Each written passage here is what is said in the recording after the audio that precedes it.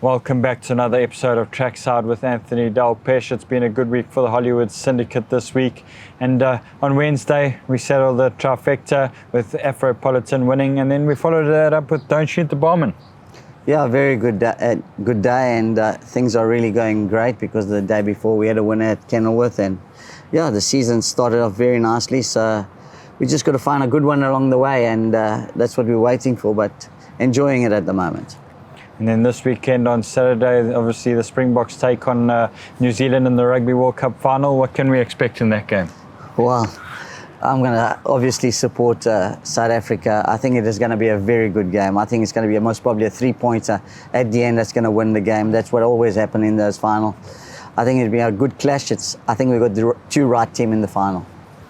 This weekend, some good racing. Hollywoodbets Gravel on Saturday alongside Turfentine, where we see the running of the Grade 2 Allied Steel Rod on a Mission Charity Mile. And then on Sunday, racing takes place at Hollywoodbets Durbanville. A good weekend's racing, and hopefully it's a profitable one.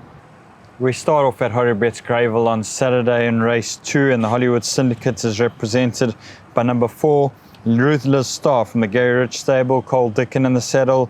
The daughter of Silvano is making her debut. What can you tell us about her? Well, she's taken a long time to get to the racetrack. She had obviously a setback early in her career, and yeah, she doesn't really show too much in the morning, but that's why we've put over 1400 for the first time, and I think she'll be in need of the run, so I think wait for the race to see where we're going from there. She has her days at home where she shows very good work, other days shows nothing. If anything, she's going to do it over ground. That's why I've gone straight over 1400. So, but I think she'll need the experience. And then number 9 is Anthony's best bet on the card, the Queen Bee from the Wendy Whitehead stable, Serena Moody in the saddle. She's produced 2 good third place finishes to date. Steps up to 1400 meters, and in this field should take power beating. Yeah, I definitely do think she'll take a power beating. I like that she's stepping up in the trip. I think it's going to suit her. The only bad thing, she's got a poor draw, but it is a small field, and there's a couple of first-timers, so I'm sure she'll get into a good position. I think she'll be very hard to beat. And then in race 3, the Hollywood Syndicate is represented by number 8, Kitch Akel from the Duncan House stable, Robert Carty in the saddle. He returns from a short 9-week break, drops to 1200 meters, and maybe in need of this run? Yeah, he could be in need of the run. He went to the farm for a little bit of a break, so he's had a break and freshen up. And I do like that he's coming back to the 6 furlong for his starting up run, but he could finish into the money. He is a horse with ability, and he could run into the first 4. In race 4, the Hollywood Syndicate is represented by 2 horses. We'll start off with number 4, the Shepherd from Peter Muscat stable, Daryl Daniels in the saddle. He produced an encouraging debut effort behind Sovereign State. We've seen what Sovereign State has come out and done, and if behaving himself at the start, he should be right there. Well, that's the biggest concern. Obviously, that's why he's been gelded, and to help him settle down, and he has been behaving himself in the starting gates, but I think if all goes right in the gates, he'll be a very hard horse to beat. His work is solid, the form line is exceptionally strong. All he has to do is behave himself in the gates, and he's going to be very competitive. And then number 6 is Putulicious from the Ellison Ride stable. Tandiya Mkhudwa takes a ride, and he was in need of his debut effort over this distance on the polytrack. Yes, I'm happy that he's going onto the turf now. I think he'll be a better turf horse. He is a bit of a lazy horse, but I think with the one run, he would have woken up a little bit. I could expect him to finish in the money. He has come on from his first start and feel he'll be better suited to the grass, and expecting an improved run from him.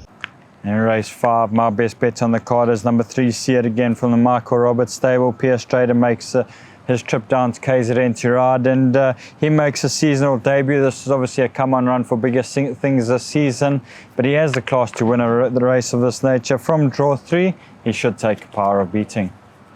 Turfentine is alongside Hollywoodbets Gravel on Saturday, and we'll start off in race 5 with Anthony's best bet, number 2, Egyptian Mal from the Lucky Hurulaka stable, Craig Zeki in the saddle. She ran a good race, went second in the Grade 1 Douglas White Tequini Stakes last time, makes her seasonal debut from draw 4, and she looks to be above average. Yeah, she's definitely above average. I think she would have strengthened up to be a stronger filly, and she never had all the good draw in Durban, and I think she's got a very good draw at 4 now. I think she's a top filly, and I think you'll see the best of her. I think she'll take a really lot of beating. And then race 6 on the card is the Grade 3 Betway Graham Beck Stakes. And my best bets on the card is number 1, Sandringham Summit from the David Nevenhazen stable. Coven a bib in the saddle. He was ultra impressive when winning the Grade 1 Premier's Champion Stakes last time. He makes a seasonal debut. 1400 is right up his alley. Draw 4. And he has a good turn of foot. He should take a power of beating. Race 8 on the card is the listed Allied Steel Rod Java Stakes and Hollywood Syndicate is represented by 2 horses. Number 4, Blackthorn from the Mark de Kock stable, JP van der Merwe in the saddle. He produced a very good seasonal debut. Is this run not too soon? Well, it could be a bit too soon. You know, Mike is a bit concerned that it could be too soon, but he needed to get a run underneath his belt, and this race might have just come a little bit early, but he did need his first run quite badly, and he just got beaten. Listen, I think if the race hasn't come too soon, he'll definitely be in the firing line. It was doing well, and it was quite important to get a run under the belt. And then number 7 on the card is Twa Cuts from the Mark de Kock stable. Sman Kumala in the saddle. He's holding his form nicely, but takes on a competitive field. Yeah, he does take on a competitive field, but I think he is up to it. He was really thrown in the deep end in his last run, and he ran a very good race, and I really think he's a smart horse, and I think he could be in the firing line. He should stay, by all means. He seems in a very good space. Racing on Sunday takes place at Hollywoodbets Durbanville, and we'll start off in race 1 where Anthony's best bets is number 7 Major Apollo from the Greg Enyan stable, Richard Free in the saddle. He ran a good race on debut, went 3rd behind William West over this course and distance. He would have come on from the run and meets the right field. Yes, he does meet the right field, and he's got a better draw this time at draw 7. I think unless there's a very good first timer, then he could beat him, but looking at the field, I can't see anything really beating him, so I think he'll be the horse they'll all have to beat.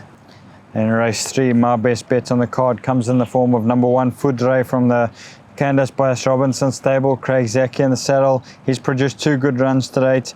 The well-related Son of Fireaway will love the step up to 2,000 meters from pole position, and in this field he should take a power of beating. Race 7 on the card is a Grade 3 Cape Classic over 1,400 meters, and the Hollywood Syndicate is represented by number 9 Capsaicin from the Mark and Adam Azzi stable, Muzieni in the saddle. He was a shock winner last time, but makes his way to Cape Town. Yeah, my only concern is he won a Val mile, which is a tough mile, and the way the track is running at the moment at Durbanville, it is really, the 7 furlong is almost like a 6 furlong. They're really running fast, so I think that's going to be against him. And he is the kind of horse that does like to over-race, so I think if they rush him, he might just end up over-racing. I think he's going to have a tough task, and but he is a nice horse, and he proved that last time when he won the mile, but I just feel like the 1,400 could be a little bit too sharp for him. His work's been pretty impressive since he's been down here. If he shows that type of effort on Sunday, we're expecting a competitive type of run.